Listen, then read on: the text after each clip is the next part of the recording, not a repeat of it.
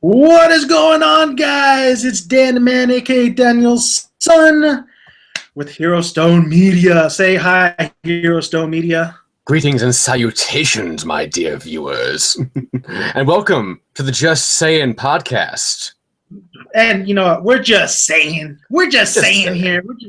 We're just saying a lot of Dragon Ball stuff and Dragon Ball Z and stuff. The very best. Okay, man.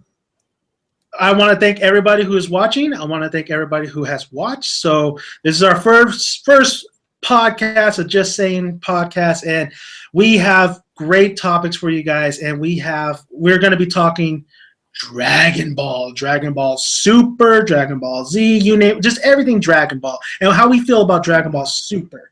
So getting into that, Colt, how do you feel about what do you feel when I say Dragon Ball Super? What is Dragon Ball Super to you?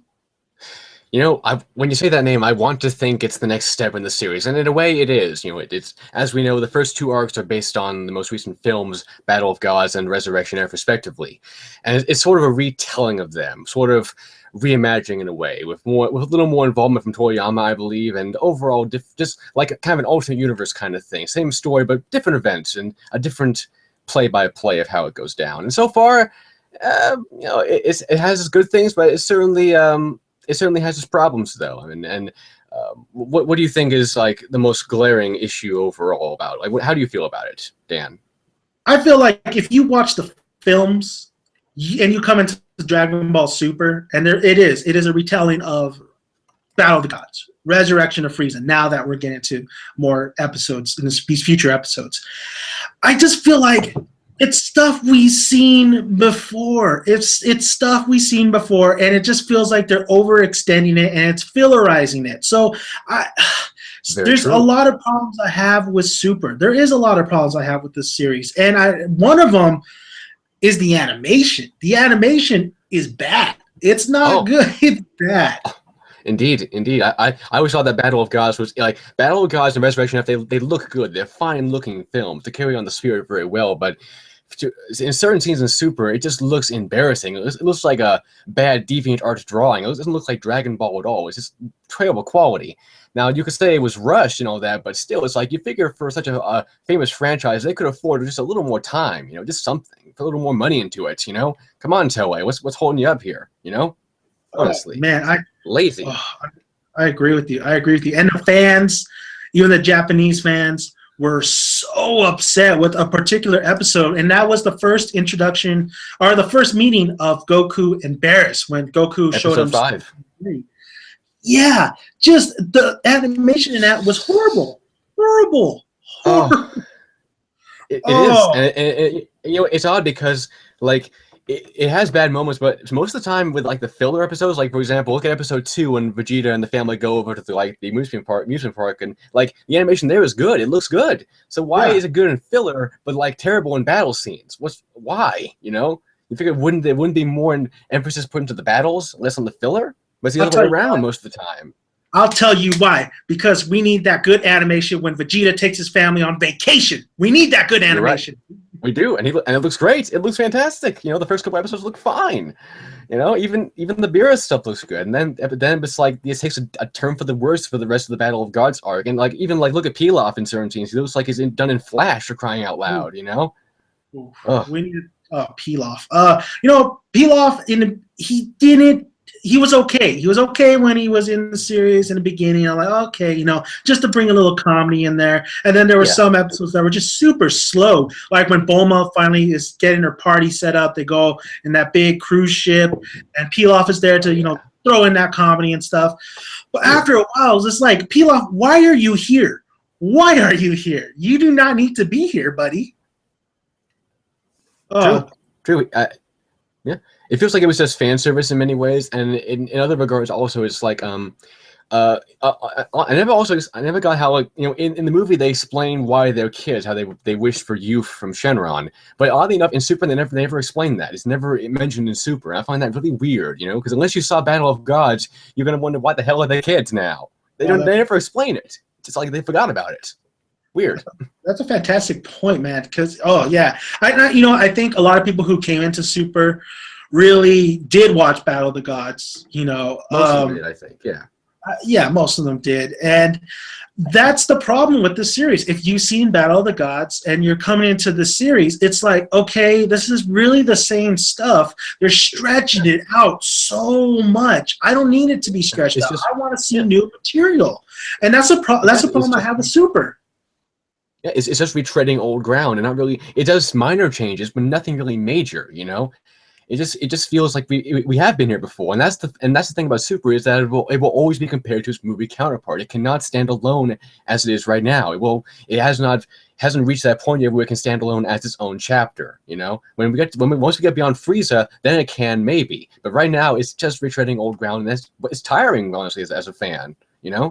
Yeah, and I mean, like, how many episodes did it take for the Barris and Goku fight to really end? I mean, it just took so much. I was fatigued after watching that battle because it was just back and forth, and it didn't really. Honestly, the one thing also that disappoints me with Super is the consequences and the weight of it. It just felt like a training session when it was Goku versus Barris. It never felt anything like there was any weight to it. So if the Earth exploded, I never felt that way. I never felt these characters were at risk. So the consequences overall, just that. I just never felt the weight of that fight, and I never felt anything really to get invested in Super, and especially those episodes. True, and subtle. Also, I think subtle character changes also kind of. I'm not sure if it makes the arc better or not, but I noticed one thing in particular is that, remember how in the end of the fight in the movie, Beerus says, "I'm going to destroy Earth," and he just destroys like that little piece of Earth basically. So he keeps the promise, but not at the point of destroying Earth. However, in the show, he actually is going to destroy the Earth, and he just falls asleep. That makes Beerus, I think, more ruthless.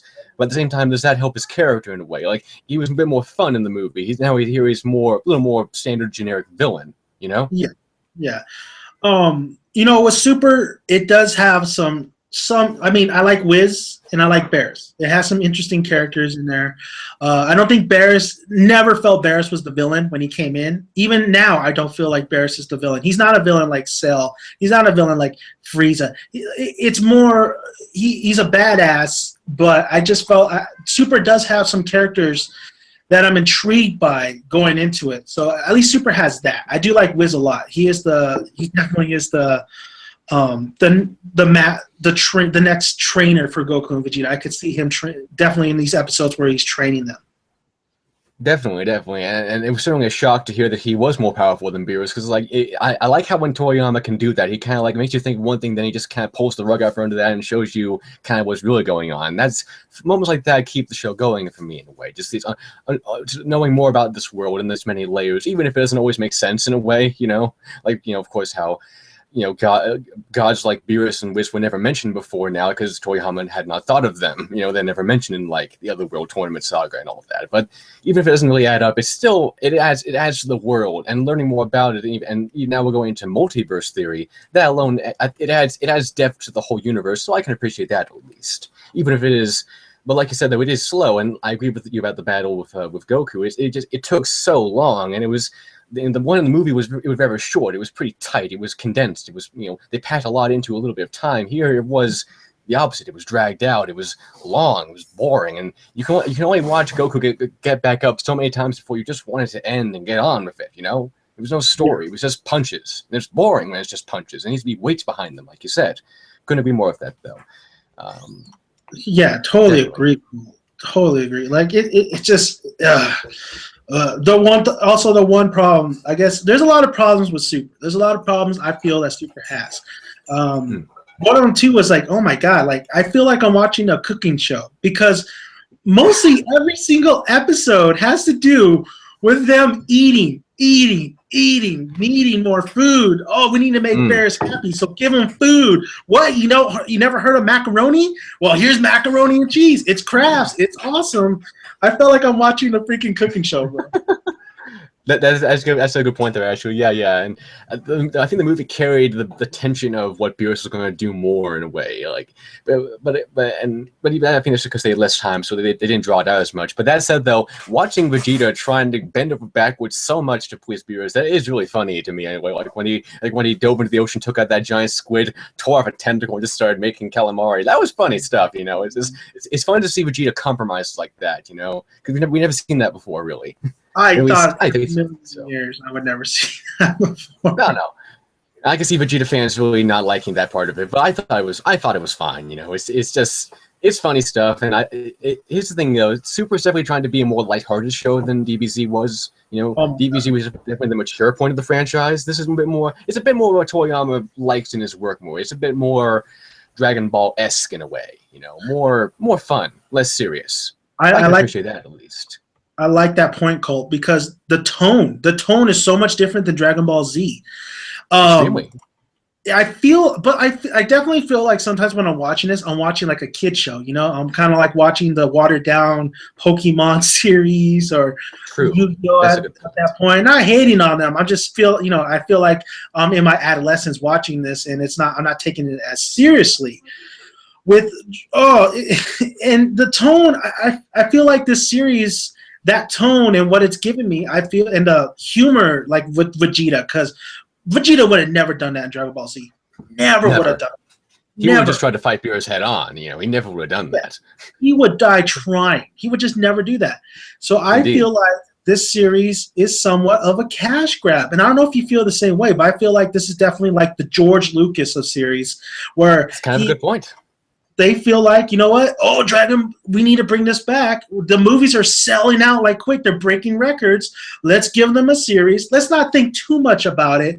And let's just give them a lighthearted series. And let's just get as much money as we can with the new generation and the old generation. How do you feel, Cole? And that's the thing is that I agree with that. It is kind of a cash grab, and in a way, from what I've seen, Toei Animation doesn't really care about Dragon Ball that much. Like, for example, they were not even considering really putting Resurrection F in American theaters because they didn't think it would take off that much. And when it did, they were like, "Oh, look at that! It actually did." You know, they do not know the extent to which this franchise is famous and beloved by so many people around the world. They don't understand. You know, so they're going to give it the short. They give it the short end of the stick like that because they don't know any better in a way. They don't care about the franchise. You know, it may be in the wrong hands, honestly, when it comes to animation and what money is being put toward it in a way. But that's for another day, really. I think for that. But I do agree with you though. It is kind of a cash grab just for the popularity's sake. I'm sorry. Go on. I don't want to go too long. No problem, Cole. Yeah, I mean, it was crazy reading this or seeing the sales for Dragon Ball Resurrection of F, like how it just broke records. And everybody, I mean, even if you don't watch anime, at least somebody who was born in, you know, the 80s or late 80s and the 90s babies especially, at least know somewhat of Dragon Ball. Oh yeah, you know, that was on TV back in the day when I was a kid and stuff. I mean, this series is so popular, so I don't fault them for definitely coming out with Dragon Ball Super and wanting to say, okay, there's still money to be made. What I fault them in, and really how disrespectful, or not disrespectful, because, you know, I just feel like they really just didn't take their time with this, and do we really need another series? Couldn't we just ended it with Dragon Ball Z? Because Dragon Ball GT is not. Yeah, we don't think about that. It's its own mess. It's not even canon. It's more of a side story, you know. But I really do agree. Maybe it should have ended back with Z. But I can appreciate wanting to explore, because here's the thing. Like, let's not forget that at the end of Z, there was a 10-year time gap in between the end of when Majin Buu is defeated and when Goku does fly off into the sunset with Oob. So I can see wanting to explore that time gap more. But at the same time, here's the thing. It's not that it's done. It's that it has to be done well and tactfully. It has to be done smartly. And I think the way they're trying to do it here, it's not to this best advantage. You know, I don't want to say lazy, but it's not well coordinated. It's not well planned. It feels like whoever came up with the idea did not really think it through and say how you should do it. You know, it feels more like a board of studio executives got together and said, how can we make a good show, as opposed to a creative team saying, here's how we can make a good show. You know, it felt more cheap in a way. You know what I'm saying? Yeah, I definitely know what you're saying. So are you saying? But are you saying like that that GT still exists? Is that what you're saying too, though? I'm sorry, could you repeat the question? It fizzled out on me. So are you saying like GT still exists in Super, or is Super No. just really knocking GT out of here? No. For me, Super was never canon in the first place because it was not like that. It takes place after the 10-year time skip in Z. So in theory, it could exist unless they go beyond the time skip at the end of Super, which they may do. We don't know. But as far as I'm concerned, no. GT doesn't exist in any of the Dragon Ball Z timelines, even the anime one. It's its own thing for me. So no. I'm not saying GT is canon, and hopefully they will. I hope they will retcon it once and for all once we get to the end of Super. Because it already doesn't make sense. Because here's the thing, like, people say, well, Goku has God powers now, and he didn't have them in GT, so it wouldn't make sense. But let's not forget, though, Goku could lose his God powers and still be right back where he was at the end of Z. Who knows? We don't know what's going to happen. So it's up in the air right now. Who knows? I don't want to hate too much on GT. GT is a bad series. It's a bad series. I got to really rewatch it. But I feel like GT does have some elements in there that actually kind of work. I do like the design work for Goku and his transformations. And Super does too. Super has definitely some things that work, like somewhat of the comedy works in here. The whole the transformation to God mode, if we watched Resurrection of F, that's pretty cool. But a lot of things just doesn't work for Super, in my opinion, where it doesn't make you want to stay tuned for 100 episodes unless we see new material, unless they go somewhere different. Is that what you kind of feel, Cole? Is that how you kind of feel? Are you still looking forward every Sunday to watching this series? Here's the thing. Actually, for me, is just like when it comes to story, I'm curious to see what changes they will make. For example, here's an idea for you. I just watched episode 20. The sub isn't about you. I saw the raw version. I noticed a good, interesting change is that Goten and Trunks are with everybody as Frieza's approaching. Because remember, Goten and Trunks were not in the battle in the movie. They were absent entirely. So here's an idea for you. What if they did like a major change? Like, say, what if Frieza recognizes Trunks as the one who killed him and kills Trunks? Like, that would take Gotenks out of commission, make everyone a bit weaker in that respect, and it would just make Frieza just such a deeper character. Because again, Trunks killed him. He would recognize Trunks. He should hate Trunks just as much as Goku, in a way. I would love that. I would love that, Cole. I would love that. But you know what? They're not going to do it because the tone they're trying to give you give this audience, there is no way they're going to have the cojones to do that. Oh, I wish they did, though, because here's the thing, that would make Frieza a threat again. That would make him evil. Back in when we first knew him back in Z, he was genuinely evil. He killed innocent children. So it's like doing that again would add more life to his character. And you're right, though, they're not gonna do it. Because again, the tone difference. But I've only right, and also I wish that Tarble was in somewhere in Super. Like it's Tarble, like Vegeta's brother we saw in the Yo-Son Goku special, never even mentioned. Well, he's mentioned in Battle of Gods, but we've never seen him again. So why not bring him into this? Have another Saiyan in there. Why not do it? Who knows? If they do change up everything, if they do go the new material, hopefully they do that idea. I mean, because I think just something has to give. They can't just keep giving us old kind of, Frieza. They can't just rehash a lot of the stuff, and they won't. No. After the Frieza arc, it'll definitely have new material. I mean, there's this character called, I believe, Champa, and what was Vados? Vados, yes, Champa and Vados. And they seem like possibly big bads for that arc. Who knows? They seem definitely a bit ballsier than Beerus does. So we'll see. At least more dangerous. I don't know what's happening in the manga. Like I told you once, like I stick with the anime because I grew up with the anime. Right. So when it came to Super, I reviewed one chapter of the manga, but I was like, you know what? No, I'm just going to stick with the anime. And I've been hearing that the manga is so much superior, but because of these two characters. So hopefully after the Frieza arc, we do get to know these characters, and they do really shake up the whole series. Indeed. And I actually really hope that they make some changes. Like, for example, one thing that always bugged me about Resurrection F is that notice that we learn about how Whis can turn back time like that. As soon as we learn that, and we learn early in the film, it's just like all the tension's gone. we lose all tension. And so it's like, if you could find a way to retcon that, that'd be great. Not even have Earth destroy. You know, well, again, just have I think that if I could have my wish is that Vegeta would kill Frieza. Super Saiyan God Blue Vegeta would kill Frieza, because that'd be awesome. Because Vegeta always gets the short end of the stick. He needs to get a victory. You know.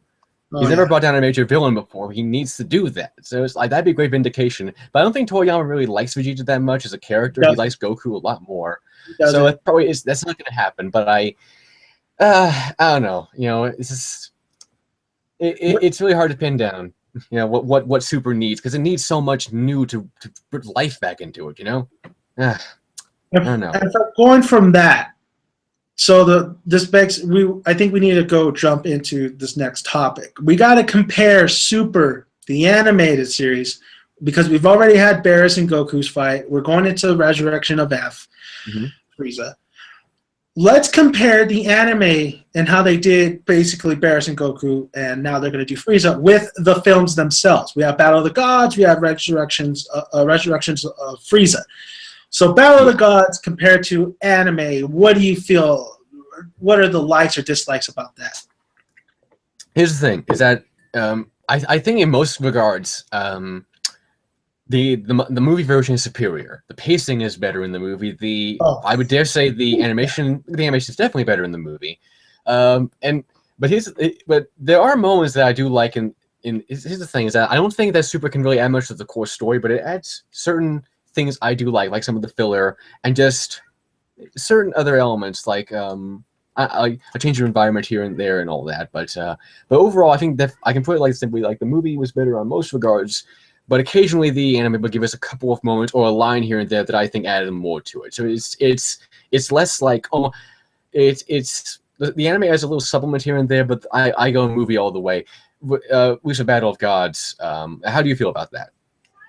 I feel you're right on the money. I felt like the pacing was definitely so much better in the film, especially with the fight. I mean, a fight is not supposed to last.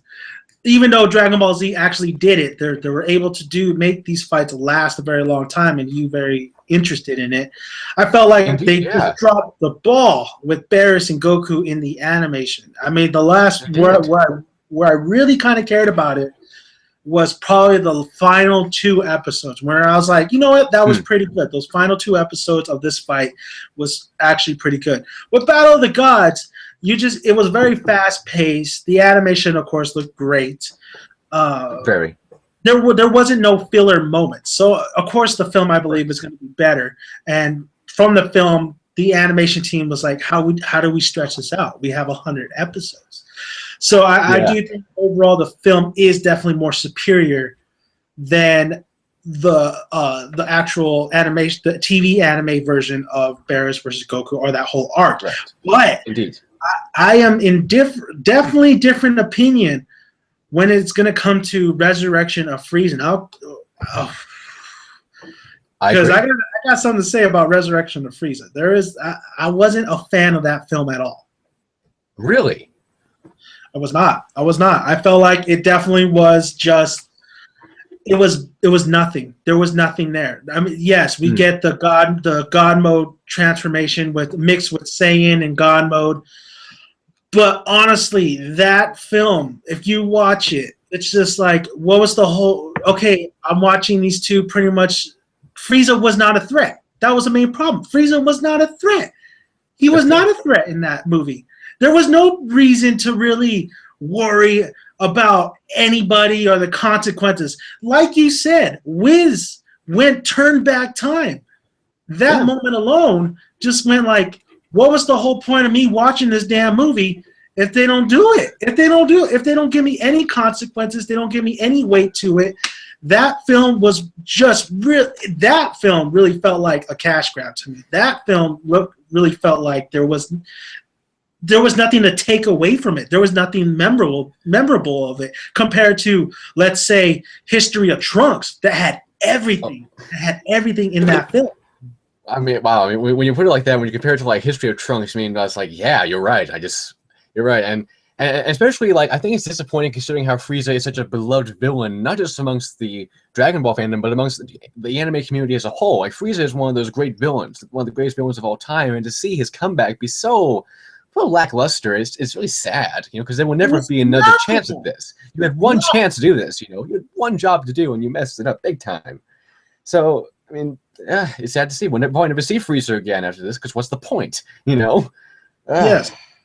What are they going to do with Frieza in the anime version? What is that's where the interesting conversation comes, Colt. I mean, you made an interesting, said that it would be awesome, but they're never going to do it, of course, with Frieza killing trucks and stuff. But what if they really do change up stuff along the way, where Frieza actually is a menace, because right now Goku and Vegeta are definitely not as where they were in Resurrection of Frieza. They're not at that power level yet. Indeed, yeah. We haven't even seen any sign of Goku even getting close to the blue hair, you know. So, I'm curious to see what changes they will be made. And so far, I like the changes that they have made so far. Like what was I gonna say is that the little changes that they made, I think, been good so far. Like, I think the pacing is actually a bit better in the show. They took a little more time with finding the Dragon Balls and all that. Like, it feels a little less rushed because they have more time. Pacing is a big thing when it comes to these. You know, you have more time. But I'm dreading seeing the same thing happen to the battle against Goku and Vegeta and Frieza that happened with Goku and Beerus. I'm dreading a 12-episode stretch that is just so boring and tedious. You just want it to end. Hope it doesn't happen. Yeah, but unless they show Frieza really being that badass that we know, really causing a lot of destruction. But in the back of her mind, if you've seen Resurrection of Frieza, you know that, hey, Wiz could do the Superman thing. He can reverse time. So, hey, don't really matter. I hope they don't do that in the animated series. I hope they don't do that. Indeed. I hope not. Also, this is kind of off topic, but was I the only one who was disappointed by Frieza's fifth form, the Golden Frieza? I was really disappointed in that. Yeah. I wasn't too disappointed in it. I was just disappointed on how Frieza was really handled. With the designs, I wasn't too disappointed with Frieza in his golden form. I honestly I was trying to think of maybe something else that they could do, but I really couldn't really think of anything other form they could do. Yeah, you have a point there, actually, because I was thinking they would go along the lines of like a cooler design where he gets a little bit buffer, has some spikes or whatever. But it's like, here's the thing: Frieza is all about simplicity. Notice that as his his final form is very simple compared to like even his first form. There's less lines, there's less there's less detail. It's more simple. You couldn't really get any simpler than the fourth form. So I can't really say what I would want from a fifth form Frieza, but I just felt like a color palette with a color swap was a little lazy to me. I don't know. I don't know what I was expecting. I just wasn't expecting that. You know, it's hard to explain, really. But you're expecting the Shredder form from Ninja Turtles? The Shredder. That would been awesome. But just put Shredder in Dragon Ball, please. Just put Shredder in Super. I agree. Actually, that'd be pretty badass. But I'm not sure if I want the Shredder form or not. It's hard. It's really hard to. Again, I don't know what I really want, but it just felt a little not a little lazy to me. Just a teeny bit lazy. I don't know. But that's probably I'm on the minority on that. I know, so it doesn't matter. You know, it's still at least it's good to see the character back. And you're right there. It was handled poorly, but I don't know about you. But when I heard like in April that Frieza was coming back, I was just like, oh my god, yes, about time. Yeah. You know, I was excited. I was happy. I was like, yeah, I want to see that. And then it was a pretty lackluster film. So yeah, it's sad. You know. Going from Frieza, I did remember this one part in Battle of the Gods and the animated version, the Super, with the Beerus and Goku and all that scene. And that was the scene where you remember when Beerus struck Bulma? Oh, yes. That's a good How do you feel? What did you like better? Did you like the film's version or did you like the anime's version of that? I'm really glad you asked that question. It's like you read my mind because I wanted to say this is that I like how the film did it, but here's what I wish would have happened in the series is that when Beerus slaps Bulma, I wish that Vegeta, instead of just powering up, that would have been the great time to introduce Super Saiyan 3 Vegeta. Yes, perfect time. Yes, Cole. Everybody in the anime community was like, my God, Vegeta Super Saiyan 3. It's going to happen. Gotta get my beer. Gotta get my chips. Yeah. Gotta get my pretzels. Can't wait for this Just episode. do it. Why not do it? You know, there's no reason not to. You know, it's just fan service, but it's like we've been waiting for that for decades now. Give us Super Saiyan 3 Vegeta. There was no better time, and I was expecting it. Like when he got all in the stance and he was yelling outside, "Oh, it's coming, but then it didn't come. So fan service actually makes sense, though. It actually makes sense. Not only does it just really give something to the Vegeta character and really showcase how far he's gone and where he is. But they don't, and it just changes. It changes. It changes what you did in Battle of the Gods. What you want. You want to do something different. And they didn't pull the trigger. They didn't do that, which was one of the biggest disappointments and one of the biggest mistakes I think they could do. My opinion. Oh yeah. But I will say, you know, when Beerus hit Bulma, I was just waiting for Bulma to go splat. I was waiting for her just go splat. that would have been hilariously morbid, but yeah. but it's like humans in Dragon Ball take a lot of abuse. Like even remember when I think Goku threw what he patted Chi-Chi on the shoulder. She just flew off. You know, it's like oh jeez, she ran into a tree. So I'm like Jesus. It's like maybe the answer is sensu beans. Who knows? But humans take a lot of abuse in Dragon Ball and live somehow. Again, it's all for gags though, so it's all for laughs. I don't know. But that was I was like, oh dude, Beerus just slapped the shit out of Bulma. She should be dead. She should be dead. Probably so. She should be dead. That would have been a hell of a twist. Also like. You probably will agree with me on this, but it's just me. Always Chi-Chi and Super insufferable. She's really like in episode 17 or whatever. She's just insufferable. You know. Oh man, you know what? I mean, poor Chi-Chi. I like Chi-Chi. But I think I like the girl version too. We'll get that. We'll get there in a minute. But yeah, I feel like man, they don't give Chi-Chi love in Super. I mean, she don't get no character designs, no redesigns. You know, she's just yelling. She's just all her character is yelling. There's nothing more. You know, he did that before. Yeah, but there was a reason behind the yelling. Anyway. Yeah, there was personality behind the yelling, and it feels like her yelling in DBZ felt more genuine, like she just wants to take care of his son. And Super just kind of feels like she's just being a dick, you know. So it's, I don't know, but anyway though. Okay, so Colt, all right, I want to ask you this question. Okay. Yeah. What did you like more? Did you like Battle of the Gods, or did you like Resurrection of Frieza more? Which one did you feel really kind of delivered? No question about it. Battle of Gods. Okay, that was an easy question. That's why I gave it to you. Exactly. It just has so much more. You know, it's better pacing, better action, a new villain who is a genuine threat. It's a better film. It's a better viewing experience. You know. I agree with you.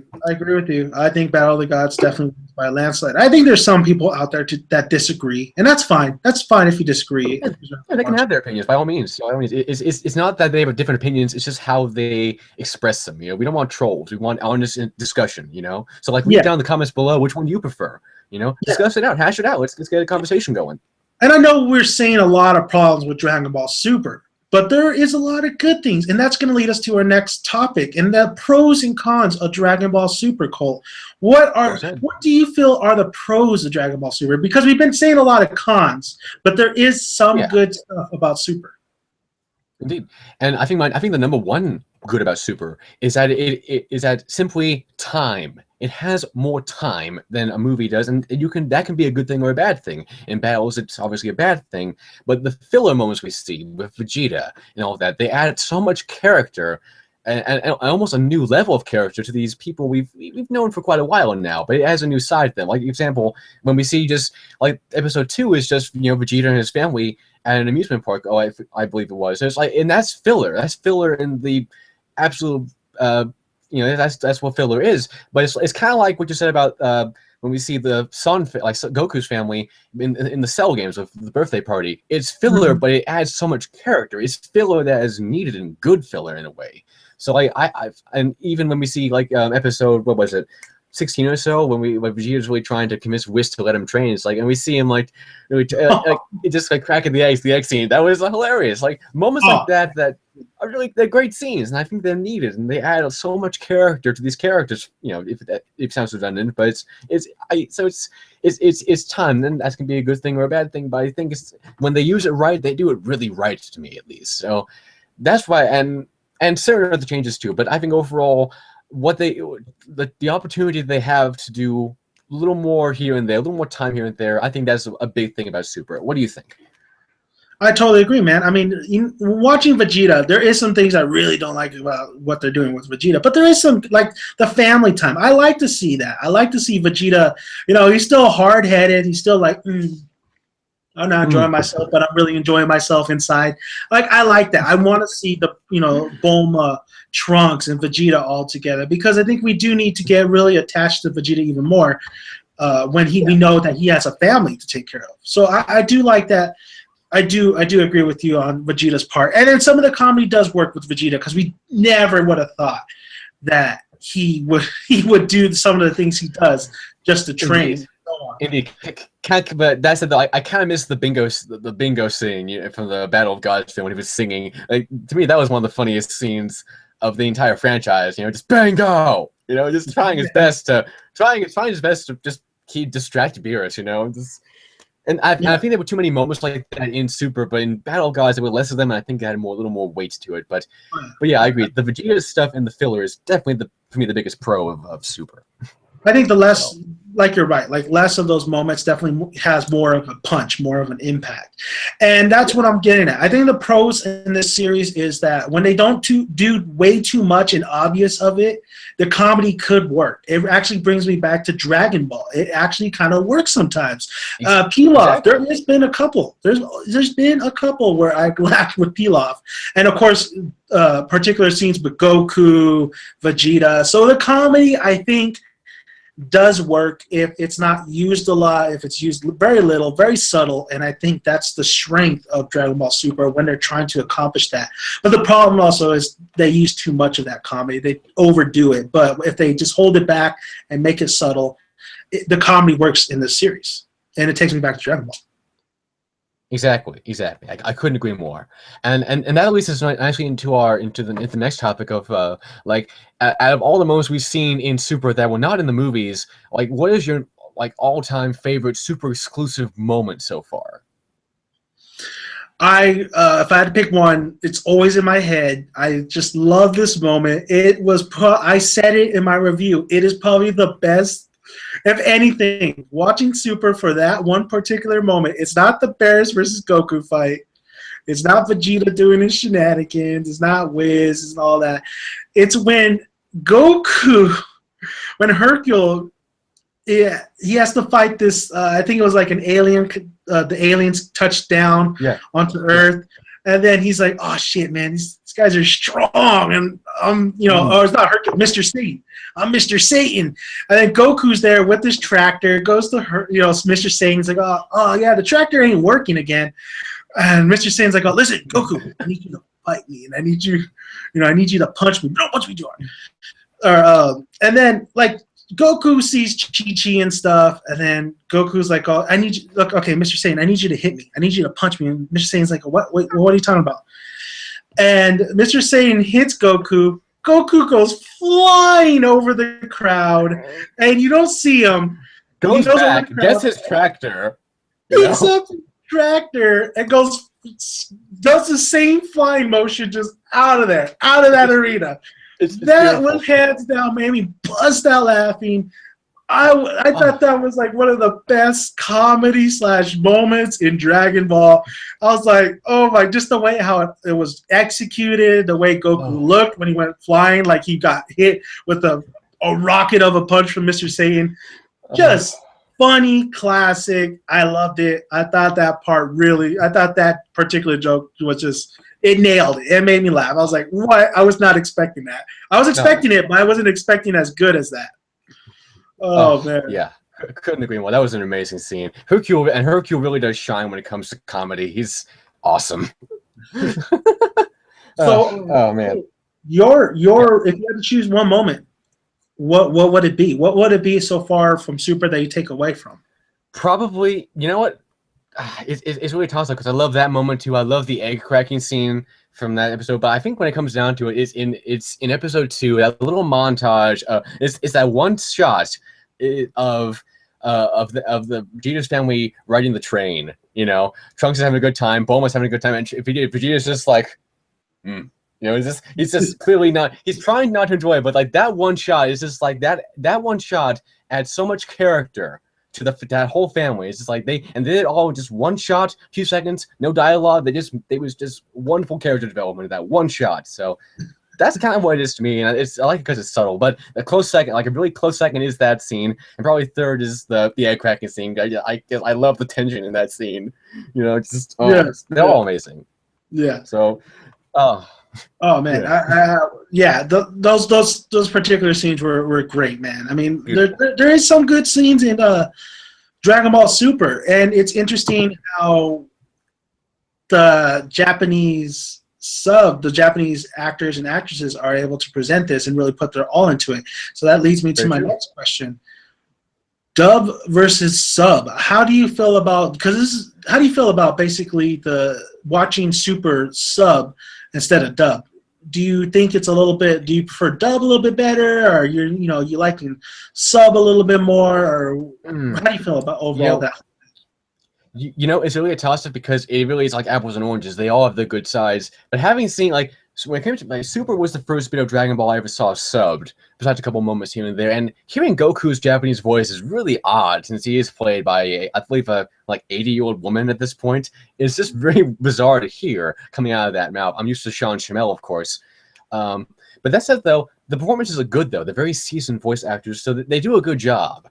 But I think for familiarity's sake, like, I kind of prefer dub a bit more just because I feel like that's how you should watch an anime. You should watch it in your own native language so you can get all the nuance and all the stuff. And when it comes to dub, I really love Kai, Dragon Ball Z Kai. Kai as a show has a lot of problems, but the dub, the actors they got, the people, the how seasoned these, like Chris Ayres as Frieza is amazing, and just, you know, even Sabat adds a lot of character to Vegeta that wasn't in there before. It's true to the manga, so I prefer dub Kai. If it comes between original DBZ dub and sub, I will watch the sub because, like, I'm sorry, but that original Funimation dub was not very good. Remember Frieza saying, you know, "Pop goes the weasel" when he kills Krillin? That's just silly.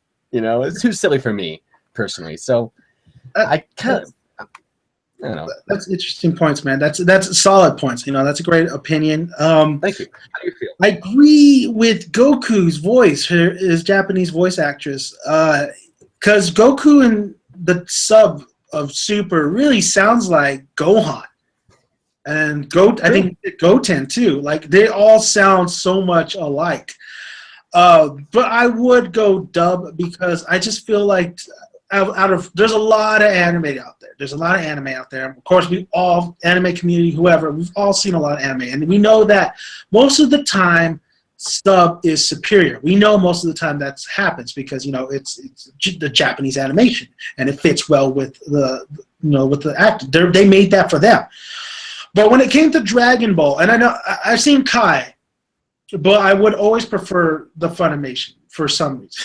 You know, I would always prefer my Toonami dub of Dragon Ball Z or even Dragon Ball, because I just feel like that Dragon Ball and Dragon Ball Z is one of the best dubbed anime of all time. I felt like the voices really fit every character, and they really bring something to it as well. They really bring something to the table, like with Goku. I like, especially with Goku and his voice actor.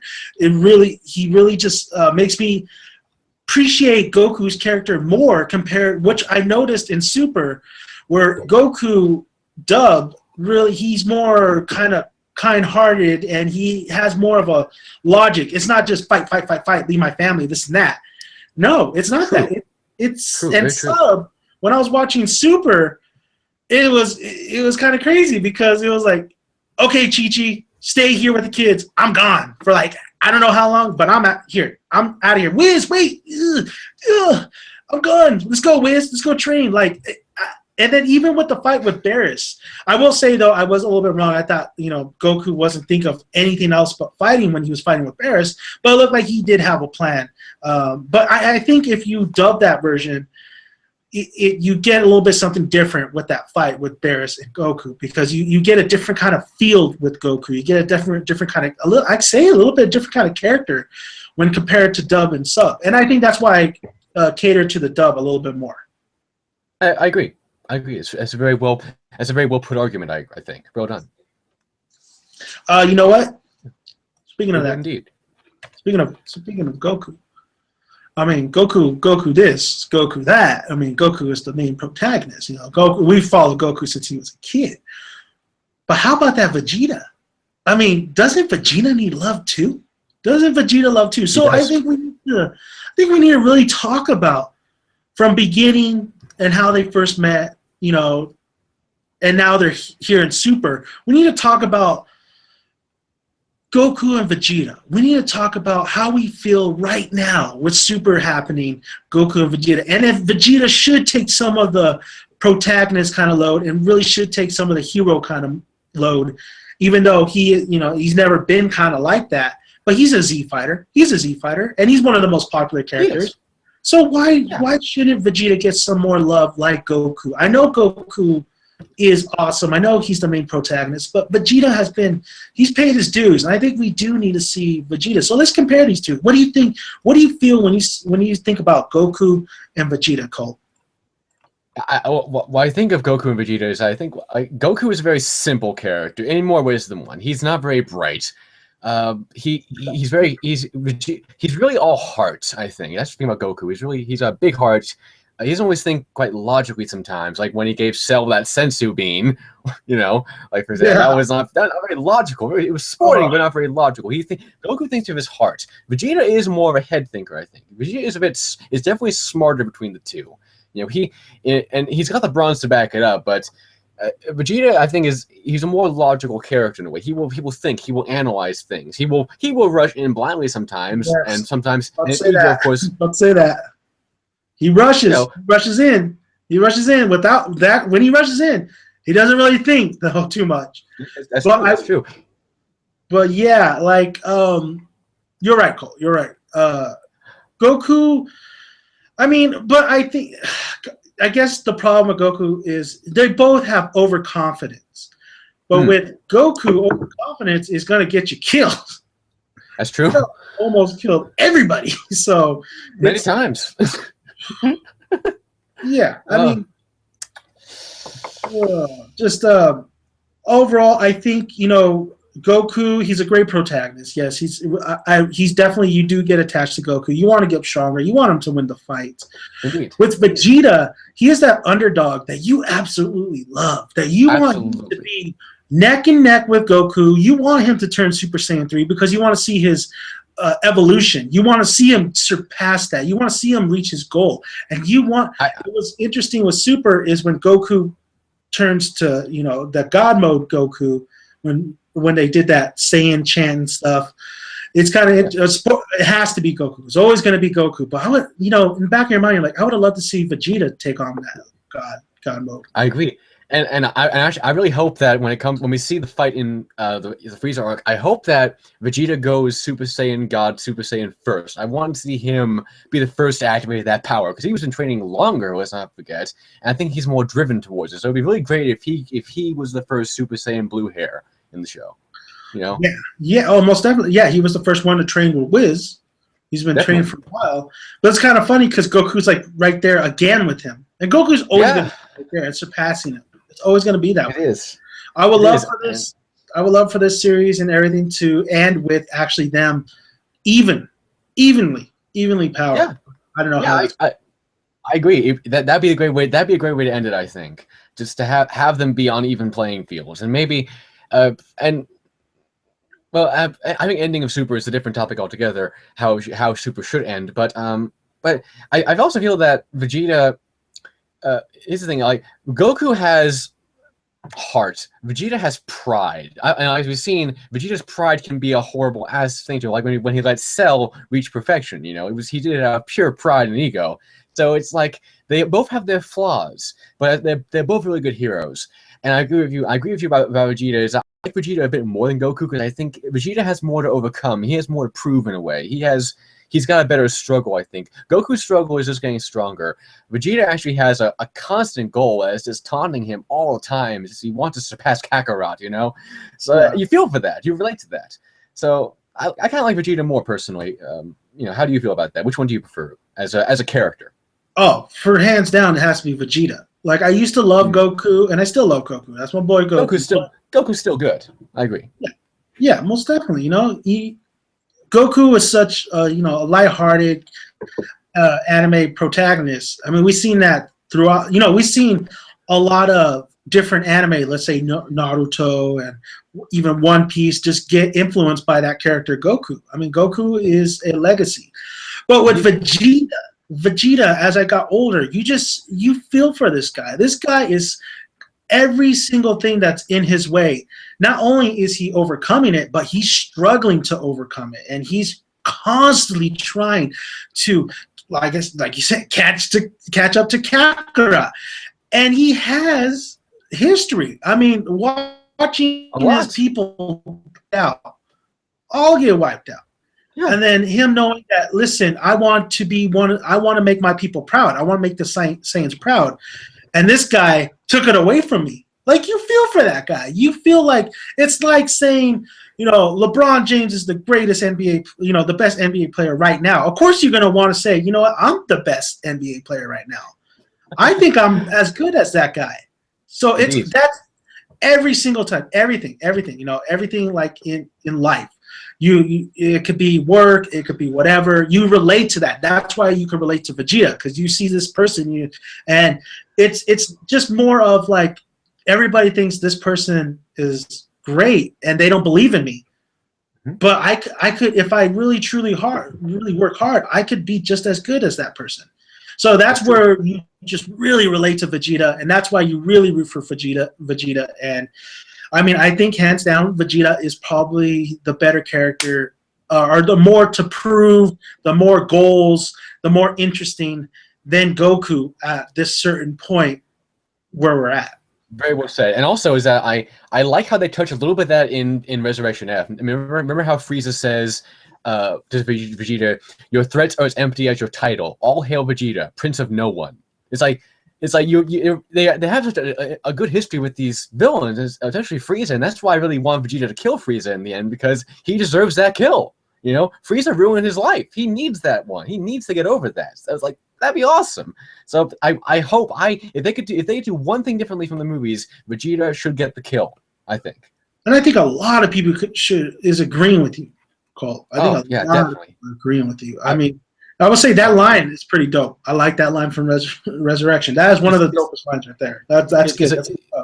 It's a really good line. That's why I memorized it, because it's so fitting for the character. And I think moments like that make the Frieza saga, this new Frieza saga, a good saga. And that leads into the next idea of what's your favorite saga out of these 5 we've seen. We have, of course, the Saiyan saga, the Frieza saga, the Cell saga, the Boost saga, the Beerus saga, and now the second Frieza saga. So which of those 6 do you think is the best?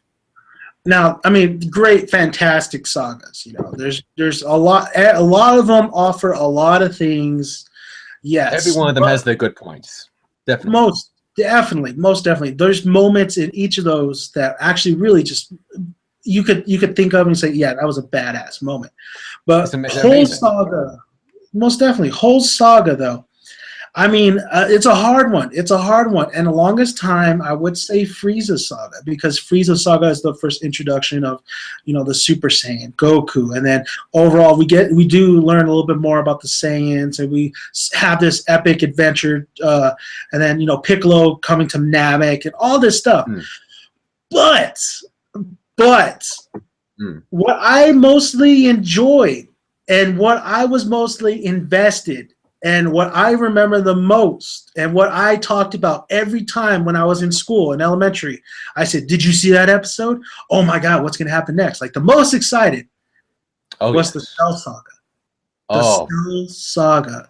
I would have to choose the Cell Saga. Everything about that saga hit all the right marks. It gave us a villain. Not only did he do transformations and stuff, not only was he like, I guess an android, right? He was like an android, so to speak, or a species, so to speak. I mean, definitely an artificial creation, in any case. Yes. And Cell's voice actor, just the overall leading to the Cell games, that lead up, and them and having that atmosphere of like, yeah, this might be the last. This is definitely the last battle, maybe the whole shebang, the whole series. And then when you had Goku, who is our champion, is our hero, and he's fighting for Earth, this guy's gonna win. Wait, Goku lost. Goku lost. And wait, what do you mean? What Goku? What are you doing? What do you mean, Gohan? Yeah, Gohan looks badass right now, and yes, he's been training. He reached Super Saiyan, but wait, what are you talking about? And then when Gohan goes Super Saiyan 2, and you have Goku sacrificing himself, and then you had Gohan with that last Kamehameha. Every single thing in that Cell games and just leading up to it was fantastic. And it not only did that, it set up a lot of happy endings. It set up a happy ending for Krillin. My boy Krillin finally got the hottest woman in Dragon Ball. See, he did. Cell Saga, I loved it. I could rewatch it over and over again. Just the impact it had, just the drama, the suspense, the consequences, the overall finale. Absolutely fantastic. That's when you really love Goku, when he says, you know what? Don't wish me back. A lot of problems happen. I love you guys, but don't wish me back because just more enemies and more villains are going to come. Gohan, I entrust Earth to you. That's where I believe it should have ended, but Cell Saga all the way. What about you, Cole?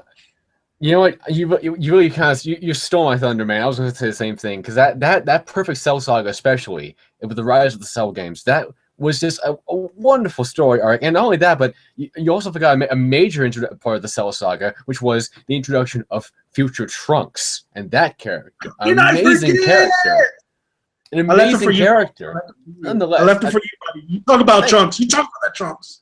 I will talk about Trunks, man, because like what an amazing character that is, and just the concept of time travel, a universe where it all went wrong in a way. Because like that's what you think about. That's what you kind of wonder in the back of your head. This is what if that happened and it did this one time, and we see this great character, just an amazing character, and like for me, one of my favorite moments is usually when we see Vegeta interacting with him, just to see this dynamic between fathers and sons, from Goku and Gohan and Vegeta and Trunks, and they're so different, But definitely, we learn a lot about Vegeta through Trunks in a way, and we see a very subtle growth. It's like remember in the end of the arc, remember when Trunks is going back home and Vegeta just gives him that little two-fingered salute. It's like a very subtle moment, but very touching. Between a father and a son. It's a very good moment for Vegeta. I love that moment. I absolutely love that. It is, and of course, like just no, and of course also, but I agree with you with the Gohan stuff. Is like, yeah, Goku did. He had that affection for his son and that character to say, you know what, this is not my place anymore. Gohan, you got this. You take this guy down. I believe in you. That's why I think Goku is a good father. And unlike some people say, he is a good father. He did have genuine love for his son. And so I agree with you. It probably should have, honestly, the series probably should have ended right there, actually. Just right there after the Cell Saga. No Buu Saga needed. It's the perfect way to end the franchise. It was the perfect ending, It's just, what more do you need, Yeah. I totally agree with you, Cole. I mean, just absolutely a fantastic saga, one of the best sagas. I mean, Frieza Saga is up there. Frieza Saga is definitely one of the best in Dragon Ball. But here's the thing is, go ahead. If I had just for a moment, I think all of the first three sagas, I think they all have something interesting. Like I think the Saiyan saga had the best build up. When we figure out these Saiyans have like a year to get here, the build up is fantastic. We just like you can't wait. You want to see what's going to happen when they get there. And there's people dying all over the place. It makes it feel so much more dark, and it makes it's a moment of maturity. It's when this ain't no kid stuff anymore. This is serious stuff. This is some serious shit we're watching. And Frieza Saga also Wonderful build-up. And I think Frieza. Here's the thing. I think Frieza is a better villain than Cell because Frieza has a better backstory. I think they also more motivation. Frieza's motivation is to become immortal so he can have more power. Cell just really wants to have fun. You know, he's just entertaining. He's looking for fun. Frieza, though, I think was a better villain overall. But I love Cell too. And of course, the Super Saiyan, him going Super Saiyan, beautiful moments, all amazing moments. But I agree with you though. Cell Saga, as far as story goes and character goes, it is hands down the best of the 4 original sagas. And I would dare say probably the best, better than anything we're ever seeing in Super. You know? You're totally right, man. I mean, look at Cell made the Cell games to have fun. Yeah. He could have totally ended it all, especially when beating Trunks. Well, but yes. he didn't. Yeah. So, it's this very unique villain. Very unique. Certainly fascinating character. Speaking of sagas and fights, you know, the first Super Saiyan, when Goku turned Super Saiyan against Frieza, you know, Goku versus Cell, but Gohan versus Cell. We have to rank the Beerus versus Goku fight. And we're talking animated series because we know the movie is pretty awesome, but we're talking about the animated TV show, the television series. So where would you rank Goku versus Beerus with Frieza versus Goku, Cell versus Gohan? Yeah. Where's Goku and Beerus? Is it up high or is it down low? Is it your top 5 or is it not? Oh God, what a fantastic question that is. Here's the thing. I think first we have to define what are the best fights. And for me personally, like my top fights are probably I adore Goku versus Frieza on Namek. I love that fight. It's a great fight. So it's like I think that's tied between Gohan versus Cell and Goku versus Frieza for me. And then it's probably Goku versus Vegeta. For me, it's like Beerus is right below Goku versus Vegeta, but no, it goes for me Goku versus Buu. Majin Vegeta versus Goku, Beerus versus Goku, Vegeta versus Goku, Saiyan Saga, and then Frieza versus Goku, and Cell versus Gohan. That's where it's below. It's above the Buu arc, but it's below the Saiyan arc for me. I'm just like I just as far as pacing goes and animation, it's just like it's better than most Buu fights, but not as good as that Vegeta fight. At least for me. What do you think? It's a hard one. You know, there was some good things about Goku and Beerus, but like I said in my reviews, and I said in this podcast already, it felt like a training session. It felt like there was no weight to it. So it would have to, I'm sorry to say, guys, but it would be one of the lowest ranking fights I've seen in Dragon Ball Z. It didn't have the same hype as all those other fights, and when it did, it failed to deliver. I mean, the first confrontation between Goku and Vegeta, I feel like is superior than Goku versus Beerus. This is the first time these two characters clashed. There are two techniques clashing, especially when Vegeta goes to 8 mode. I mean, that was pretty awesome. Oh yeah. And this may just be me, but it's like the animation of the old series, I think, it still holds up today. You know, it's something about the crudeness of it. It has limitations, but it was just so like look at the Kamehameha versus the Gallic Gun. Look at that beam struggle in the Saiyan Saga in that fight. But a beautiful moment of animation. You know, it's like on par with any other anime I've ever seen, even nowadays. You know, it's beautifully done. But something about the way that the CGI looks in Super, it just doesn't blend. It doesn't feel as real to me. You know, it's a mess visually. I love how you made that point about that, you know, that moment, because that's what it's about. With Vegeta, Goku, you can name the first confrontation, the second confrontation. You have Frieza and Goku and all the fights in Dragon Ball Z. And then you can with Goku and Beerus, there wasn't that moment. There wasn't that moment where you said, "Damn, I'm going to remember this 10 years down the line." There wasn't that moment. Exactly. There was nothing memorable. It was just out of the mind immediately. Nothing memorable at all. No. What, the back and forth between Goku constantly getting up like, no, I'm going to keep fighting. Like the Rocky moments, they didn't execute it well enough. I felt like they didn't well enough at all. No. Not at all. I agree. I couldn't agree more, man. It was, it lacked all tension. It lacked all just animation-wise. It wasn't good to look at. It was just a complete mess. And it was just, man. So much, what a flawed product it was. You know, just Yeah, yeah. I mean, just it's better. It's better than Raditz and Piccolo and Goku. But then there's so many moments in that fight as well, like Piccolo using special cannon, and then Goku sacrificing himself, and then Gohan hitting Raditz. You know, you see that first hidden potential. So comparison Goku, it's low. It's very low. Animated wise, like I said, the pacing, you know, they did that pacing before, especially with the Cell games.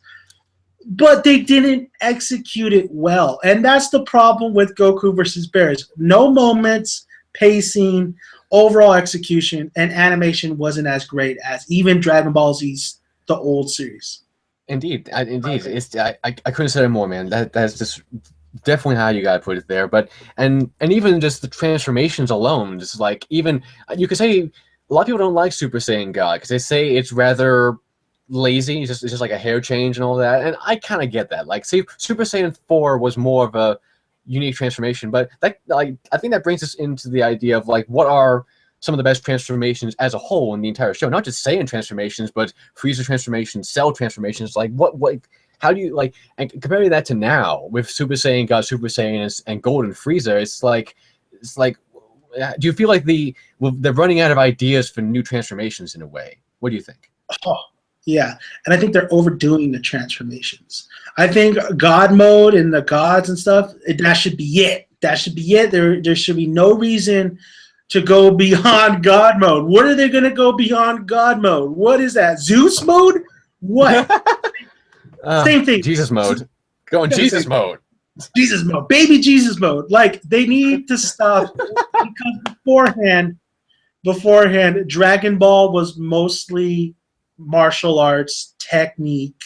Then Dragon Ball Z came along, and that was the introduction of transformation. And now we have Super with the introduction of God mode. The design for God mode, I don't like. I don't like it. I think it's Goku. It did. I don't want to say it felt lazy, but I just felt like they could have done so much more. I actually think the GT transformations were better than in a way, yes. Than a God mode. I really felt like it was lackluster. I really felt like the blue hair with resurrection of Frieza, that's fine. You know, it's reminiscent of Super Saiyan and stuff. I guess it's fine, but I like it more than God mode phase 1. I like it more than the pink hair one. So. Yeah, I mean it's definitely, and Goku just looks so cracked out. I mean, it's just like you know what? I don't need this version of Goku. I think I'll take the version where he turns to, at least it has somewhat like features of a Saiyan with the ape and everything like that. So yeah, I will give it this though. I'm not a fan of Super Saiyan 4 because it's like the pink fur and all that, but I like how they harken back to what Saiyans are. They're monkeys. They're apes. You know, they get the tails back. They get a little fur on their body. The black hair is back. I like how we see a black hair transformation. That's it though. Like I think the lines around the eyes are a little bit ridiculous. And again, the pink fur is a little overkill for me, but I agree. Super Saiyan 4 has some better elements than Super Saiyan God does. And that's a little disappointing, honestly. Yeah, like Super Saiyan 4, at least they're trying. At least they kind of like, oh, you know what they knew different about this. And it's not just a hairstyle, you know? Yeah. And it's not just somebody getting super skinny and scrawny and like, oh yeah, he's God mode. He can take out anybody. Yeah. It's a little disappointment. It's a little disappointing with that transformation, and I do think that it's overkill. I think we're really losing the essence of what Dragon Ball started out to be and what it was. Even in Dragon Ball Z, they still had somewhat techniques they were using. Here, it just it definitely the more transformation, the more powerful you get, and I think that's just prologuing it, I guess. It's just going too much. And I think that there's better ways to handle this. Like, for example, from what I know about One Piece, I don't know much about One Piece, but I hear from friends, reliable friends, that like there are no big boosts in power, but like they come across villains who are more or less matches for what power they have in a way. So it's never this villain is 10 times stronger than the last one, so you gotta transform. It's more like how do you use the power you have in a more effective way for this particular villain. You know, it feels a little more interesting that way, I think, as opposed to just getting a new form every time a new villain shows up. You know? Yeah, man. I mean, absolutely. Like One Piece, that's what's so great about that manga is that it's a fight, and it's The one on balance of one. power is far better. You know? Yeah, and in here, I mean, that's probably why Goku and Barris didn't work as well because Barris was way too strong. Indeed. Way too strong. If I want to see Goku lose, but I want to see Goku lose by just a little. You know, he just wasn't there yet, and In I the felt like movie, that happened. You know. yeah, but absolutely right with that. I think that's why One Piece is killing it right now is because they're able to do that. They're able to do that differently than what Dragon Ball Super is doing right now. I mean It's not overly done with transformations and stuff. I think that was the fall too with Naruto at the end of that manga series. I feel the same way as that because they kind of Kishimoto kind of just like overdid it with this villain called Madara, and Madara was so overpowered. And I feel like Dragon Ball Super Barris is so overpowered, and I guess that's all you could do is just transformations until you get as powerful as Barris.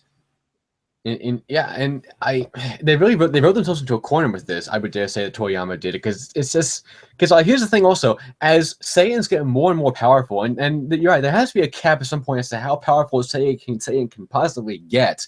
You know, this thing, characters like Piccolo, Krillin, Tien, even Gohan, they become less and less relevant as Goku and Vegeta take the spotlight. You could argue that GT did the same thing but to a worse extent, but still it's like Piccolo should do something in this show. You know, he's a major character, but he does nothing because he's so weak now. You know? Yeah, he can't do any more transformations. He can't. There's nothing. Yeah, unless they pull something out of their ass and say, "Oh no, the Navics have this hidden power."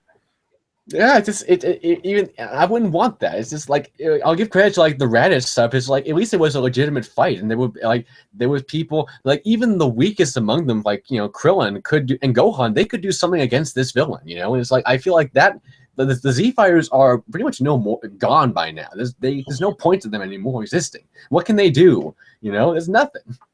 You make and also a solid point, and also, that's what. Also, I think that's why I will give credit to like the Garlic Jr. saga. A lot of people hate that, but it's like it gives Gohan, Krillin, and Piccolo a chance to shine for once. You know, like Earth's mightiest heroes, but minus pure blood Saiyans, get a chance to shine, and I like that. You know, I think that's why Frieza arc was so good too, because Krillin, Piccolo still had something to do. They still contributed. Definitely. Yeah, definitely. Absolutely right on the money, Colt. Right on the money. Because that's the problem with Super. That's the problem with Super is that now, and I think I did feel that way too. Watching this is like, I did because I said, what does Piccolo left to do? Wash the baby. That's it. That's the baby. Is it? That's his life right there. Oh, Chicha needs a man. There's Piccolo right out that door. Yeah, it's really a shame to see a great character like Piccolo, happen to that guy. And look at Krillin, just like what can he do now besides dispense sensu beans? That's all he does. Sensu bean. Sensu bean here. Oh, get it. You get it? Oh, I only had one. I'm sorry. Yeah, and even great characters like Tien too, who is a really very well developed character. Again, there's no reason for him to be there anymore. It's really sad to see these great characters go by the wayside. And I feel like there's really no other way to do it unless you found a way to take away. Like, here's the thing. What if we had an arc in Super where Goku lost the ability to go God mode? And maybe even say Super Saiyan 3. What if he was stuck with the gold hair and he had to find a way to work around that? Here's the thing. A hero needs limitations. If a hero has endless power, he's no longer interesting as a character for the audience. He needs a cap. We need that cap at some point, Interesting, because if Goku were to lose his power, how about this? Finally, Gohan would step up. Finally, my boy Gohan would be what he was destined to always be. Take over. To take over. Couldn't agree more. Yeah, and that leads nicely, I think, into one of our last topics of Gohan's role. I would say not just in Super, but post Cell games. You know? Yes. This character hasn't got the treatment or love that I thought he was gonna get. Indeed. He never really amounted to what all the fans thought he was going to amount to, which is sad. I don't know what episode it was, Cole. Tell me if you know what I'm talking about. When pretty much Gohan, 18, and I think it was Piccolo, went up against Barris, and they just get wiped out. They're like, bye. It was like episode 13 or so. I believe it was early. It was fairly early. It was before the fight started. But yeah, I agree. And like that just shows you how overpowered Beerus is too. Even 18, who's more powerful than Frieza, couldn't even put a scratch on him. Jesus, you know. Yeah. But Gohan though, you're absolutely right. It's just he does nothing now, and that's a shame because overall, Dragon Ball Z is his story. You know, even way back in the Saiyan saga, you could see the gears turning in Toriyama's mind. Where it's like, I'm gonna pass that along the torch from Goku to Gohan eventually, and he did that perfectly after the Cell games. It was a perfect way to pass that torch in a respectful and decent and perfectly salvageable manner. You know, but then the Buu saga came along and pretty much undid anything we hoped to see for Gohan. You know, so. I'm sorry, go on. Sorry, I didn't mean to interrupt. There was a few moments in the Buu saga with Gohan. There was actually some cool epic moments, but Super is a different story. Super is like, I'm looking at Gohan, and even in Resurrection Frieza, I was like, okay, please Gohan, please let's see you embrace that, badass we saw. I want you to become like future Gohan, even though he's dead. Future Gohan was a badass. He was a badass. He was a badass. And then we got this Gohan, and I get it. Chi-Chi got a hold of him. He's a scholar. He's not. I get that, but you could do both. You could be a scholar. You could live your life as an Earthling, but you gotta say, you know what? My dad and Vegeta ain't gonna be here forever. They're not going to be here forever. Right. They're going to die. Right. I need to step up my game. I need to continue to train, and I need to pass this on to the future Z fighters. But that didn't happen. That's not happening. Look at Gohan right now at Super. I don't think there is a change for Gohan in the future of Super. I don't know how you feel, Cole. I think that this might change. I really doubt it, because again, Gohan is pretty much irrelevant at this point. The most he can do, as we saw in Resurrection, after he went Super Saiyan, that's at least good. But then he immediately got his neck snapped, and it's like, I feel bad because again, Gohan was such a powerful character in a way, and I feel like they're not treating him with enough respect as a character that we know and we love. And I mean, I don't know why they're doing that, honestly, because there needs to be more love for Gohan. Just period, and it's and I know what you mean too. I was like, I don't mind. Personally, I don't mind the Saiyaman saga because again, Gohan was always a gentle soul. He never really wanted to fight, so I could see why after Cell was defeated, he would go, okay, now I can get back with my normal life, and he would stop training for a little bit. But I agree that he should at least just do some push-ups once in a while, do something just to train a little bit, just in case that something like that comes back, because it would only make sense from his character at that point. So it's like, there's no excuse for the way he is in Resurrection F and how he is in Super. There should be a little something more to him. He shouldn't get his neck snapped in 5 seconds. He should do something. Vegeta told his ass in the Majin Vegeta kind of arc. He told him, like, dude, you're going soft. You need to start training, this and that. Yeah. I know that Trunks and Goten are there, but come on. I agree. Gohan should be training those two as well. I agree, because nobody else was going to at that point, and I feel like for some reason, you could say also that Goten has kind of become almost the more favored child by Toriyama as opposed to Gohan. It's like Goten does more recently, and that's kind of sad, honestly, because Goten is a pretty fucking bland character. I'm just gonna say it. I'm nothing against Goten, but he's just not as interesting as Gohan. No. So and even Kid Trunks is the same thing. Is a lesser extent. It's just not as interesting. But and kind of off topic, but I wonder how the heck are they going, since they are in Super in the Resurrection of F saga. How are they gotta find a way to get Gotenks out of there. If Gotenks as Super Saiyan 3, goes up against like all those Frieza soldiers, they're gonna be gone in like an instant, It's just like how they gotta power him down somehow. And also another thing about Goten is that I never liked how they went Super Saiyan. It's like look at how Goku went Super Saiyan. He lost his best friend at the hands of a merciless killer. Gohan Super Saiyan 2, out of desperation and just out of Android 16's death, Trunks and Goten, they were playing in the woods, just playing around. I'll tell you why, man. I'll tell you why they did that. Why is that?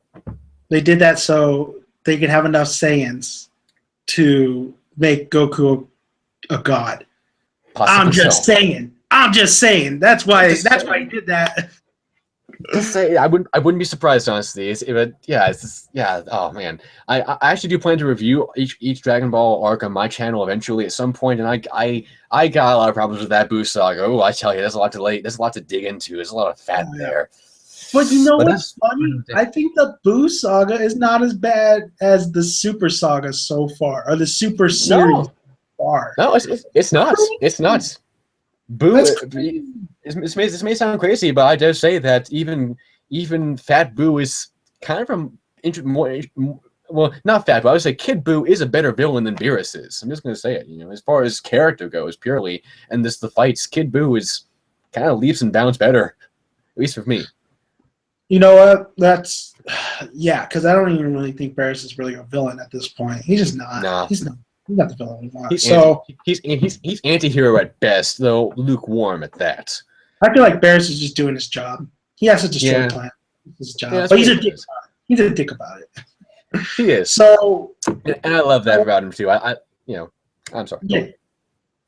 We're definitely gonna. We just really need to talk about overall thoughts on Super and the future of the series. We need to get into the discussion of, overall, why do we, what our feelings are for the series and going forward with it. So, what are your feelings going forward with Super? Well, now that we're past the Battle of Gods arc, we're past that. We're onto the Frieza arc now, which I'm curious to see what they're going to do with it. I'm actually kind of optimistic in a way. Because like this idea of, here's the thing, even to a lesser extent, Toriyama loves tournaments. He loves martial art tournaments. That's why we had the Cell games. That's why we had all the Tenkaichi Budokais. He loves tournaments, and now we're having a multiverse tournament practically with who knows what we're going to see. It's a great chance to really show why Super should stand as a chapter of this franchise in a way. And I'm really optimistic that we're going to see some cool stuff, hopefully. At least I kind of like that Dragon Ball multiverse comic, only maybe a little bit more, because I think it'll harken back. I hope it will to the Otherworld tournament saga. That little piece there where we saw all these new characters and we saw their new powers, and it was really fun and interesting. Not necessarily canon, but it was fun and added more depth to the world and the universe. So maybe we'll see something like that. I hope so. But as far as it is now, a flawed product. But I would take Super. I'll take it over no Dragon Ball. I'll give it that much. Like the moments that it has that are good, I think are worth watching. And there is a little more bad than there is good, but the good that is there, I do really like. So I'm glad I'm watching Super. I'm still going to watch Super. Flaws and all, and it's certainly, at the very least, even if it is a flawed experiment, at least it was, I think, an experiment worth taking, in my opinion. It was a risk worth taking. So that's where I stand on it. Where do you think? Cole, well said. I respect your opinion. Thank you. But I don't agree with it. Please elaborate then. I think this was of course they're going to take this chance because of money. We already established that. Cash grab, this and that. Oh, yes. But the question is, do I think they should have went forward with it? If I said, okay, I want to make more. I want to make Super. I know I've gone the layout. I got the blueprints. Okay, this is what we're going to tell. Yeah. As a fan, no, I would not. I think this is a fail. I think this is a fail overall. I think the cons outweigh the pros. I think moving forward, I keep saying this in my reviews, once new material hits, maybe it could turn around. But I think we're so far into this series, there's no turning back. It's either, I think the decision has been made. I think all the problems are not going to get better. Yes, we might get introduced to different plots and stuff and characters that are intriguing and really makes the series actually a little bit better. But that doesn't change the fact with the music. I feel like the music doesn't fit any of the performances. I think the animation is not going to get better. I don't think they want to put their budget in that. I think overall we're going to see a lot of stuff that, yes, it might be new, but yet you might feel fatigued at this point because you've been following along at this point, and when we finally get to here, it's not worth watching. I feel like Dragon Ball Super has dropped the ball. I feel like as a Dragon Ball Z, everything Dragon Ball fan, they should have ended it at, of course, the Cell games, but they didn't. So they went to the Boo. Okay, fine. They should have ended at the Boo games. No, but they didn't. They went to GT. And GT was horrible, but we all come back to Boo. We all come back to Boo. So you would think this series would be better than GT. But when you're talking about GT and Super in the same kind of podcast and comparing those two, you didn't do your job right. You didn't do your job right. That's true. Telling us a story that we would be invested and interested in. So Super dropped the ball for me. Whatever it has coming in the future episodes, whatever happens after or during Resurrection of Frieza, animated style, I don't think it. I think we're at a point where it's just too little, too late. Not my cup of tea. I'll continue watching it because I'm a Dragon Ball fan just to see what they do differently. But I'm telling you right now, Dragon Ball Super at this point is one of the weakest anything, honestly, anything they could put up for Dragon Ball. It's up there with GT, and that's not good to say. That is definitely not good to be putting that with GT. So that's how I feel, my overall thoughts on just the series and where we're at this point and the future of it. I hope it gets more interesting, but overall, I think it's just too little, too late called. And you've kind of convinced me on that. Actually, I can't. I'm sorry, man. I had to bring the hammer, bro. You're right there. You sent me back to reality. So thank you for that. You're right though. There are so many cons. I guess I just want. Here's the thing. I want to like Super. I want to see the good in this because I want more. I want to see more of these characters and I want to enjoy this more. But you're right. It's just like what is there is just a mess and it's a cluster and it's horror and many aspects of it are just absolutely genuinely horrible and are not deserving of the Dragon Ball name that we've come to love so much. So, I agree. I'm optimistic though. I'm curious to see what we're gonna see. I'm curious to see what we will see in the future. But I know that nothing will ever top the moments we love from Z. Nothing will top the Cell games. Nothing will top even the Frieza saga. The first Frieza saga, in my opinion. Just nothing. It's already reached the peak. It's kind of all downhill from here. I just hope that where it ends on a good point, that sums up the franchise as a whole, and it finally ends after Super. Because I don't want to see a Dragon Ball Super 2. I don't want that. No. Listen, we're all, me and you, Cole, everybody else who's listening to the podcast, who's going to watch this podcast, who's watching Dragon Ball Super, coming into this series, we all had high hopes. We all thought, listen, it might not be good as Dragon Ball Z. I'm not expecting that. But I'm expecting something. I'm expecting, to be excited again, like I was a kid, or even the new generation watching this.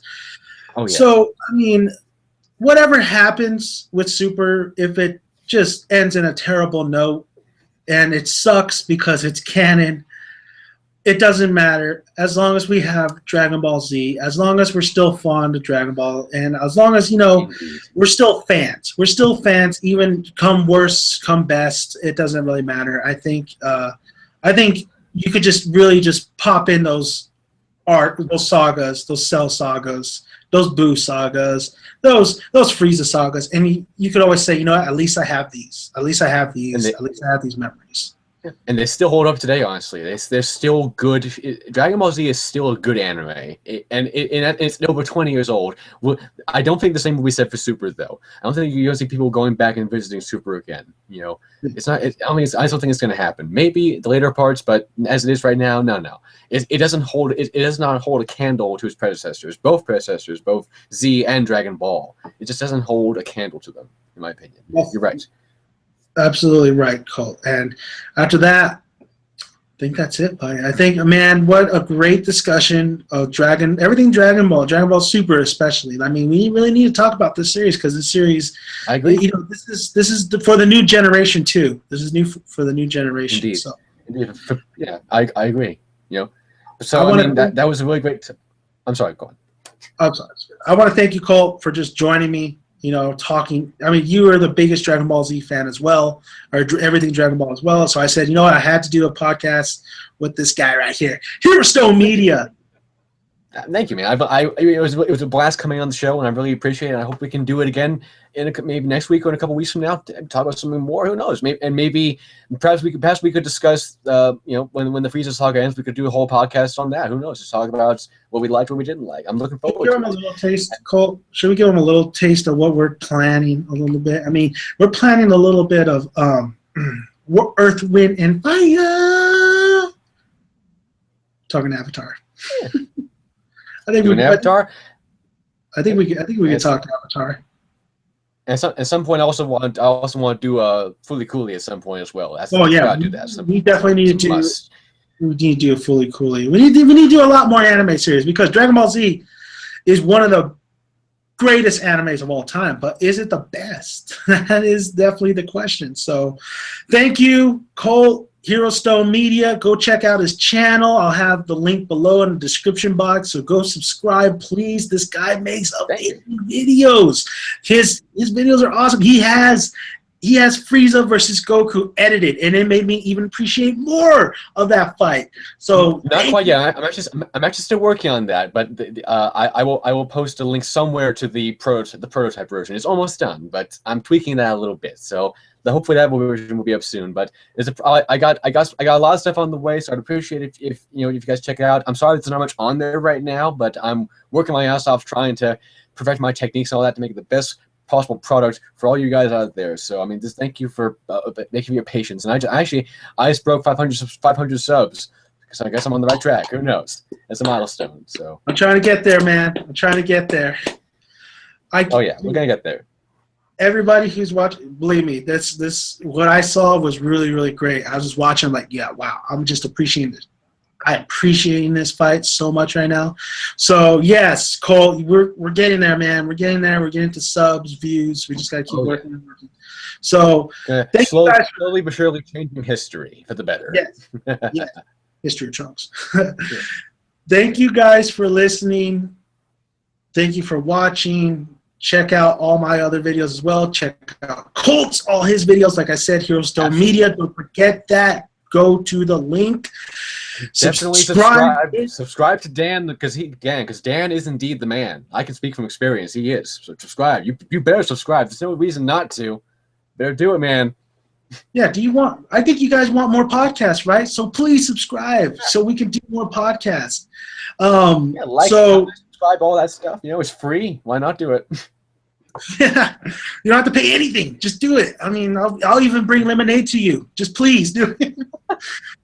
So, all right, Cole. Thank you for joining me. Thank you guys for joining us. This was Everything Dragon Ball. This is our heart. This is our soul pouring into what we thought about overall Super and what just overall what we might see in the future. So I'm Dan the Man, aka Daniel's son, joined with HEROSTONE Media, Colt, and we will see you guys later. Right, Colt?